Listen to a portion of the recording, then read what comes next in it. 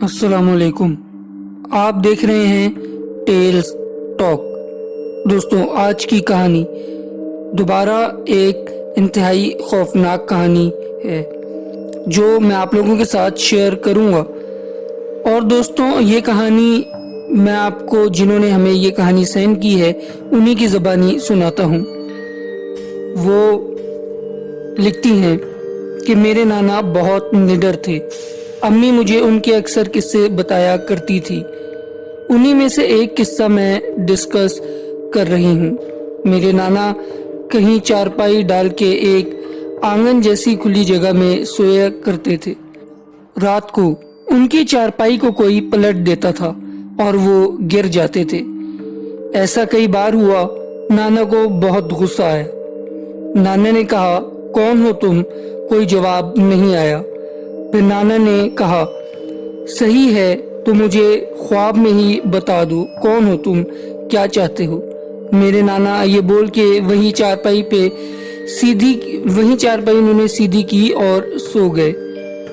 अगले दिन उनको ख्वाब में एक सफेद कपड़ों में एक नूरानी चेहरे वाले शख्स दिखाई दिए जो घोड़े पर सवार होकर आ रहे हैं।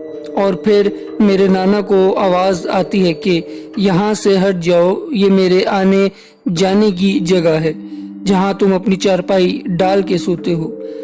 आगे मेरी कब्र है, मुझे वहाँ जाना होता है।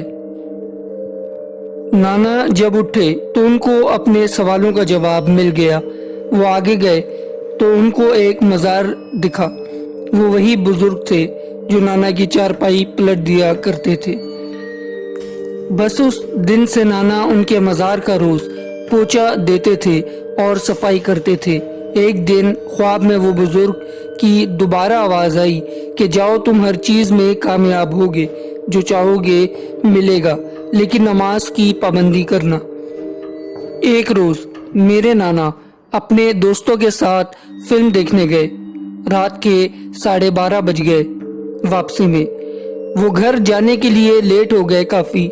एक गली बहुत हॉन्टेड थी, वहां से कोई भी वापस नहीं आता था जो भी रात 12 बजे के बाद जाता। उनके दोस्तों ने बहुत मना किया कि उस गली से नहीं जाओ, पर वो चले गए। वो चलते गए तो आगे चल के देखा कि दूर एक छोटा बच्चा दरख्त के साथ खड़ा रो रहा है। जैसे जैसे नाना आगे बढ़ रहे थे, वो बच्चा भी बड़ा होता गया और वो इतना बड़ा हो गया कि दरख्त से भी ऊंचा हो गया। पर मेरे नाना को जो भी दुआएं आती थी वो पढ़ते पढ़ते आगे बढ़ते गए। जब उस गली को ख़त्म कर रहे थे तो पीछे से ज़ोर ज़ोर से हंसने की आवाज़ आई कि जा, यहाँ से आज तक कोई जिंदा नहीं बचा। तेरे सर पर किसी बुजुर्ग का हाथ है, वरना तू बचता नहीं।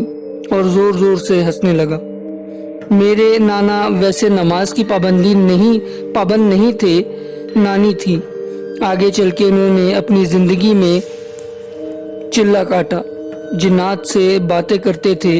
नानी को कहते थे, चाहे कितनी भी चीखने की आवाज़ आए, कमरों में तुम अंदर नहीं आना। वो डेरे में रह के अमल कुछ करते थे। बहुत जिन उनका चिल्ला ना होने देते और अपनी असली शक्ल में आते थे कि वो डर जाए और चिल्ले का हासिल ना हो। मेरे नाना बताते हैं कि इतनी खौफनाक शक्ल के होते हैं जिन, पर मेरे नाना ने चिल्ला 40 दिन का पूरा किया और फिर वो लोगों के जिन उतारा करते थे।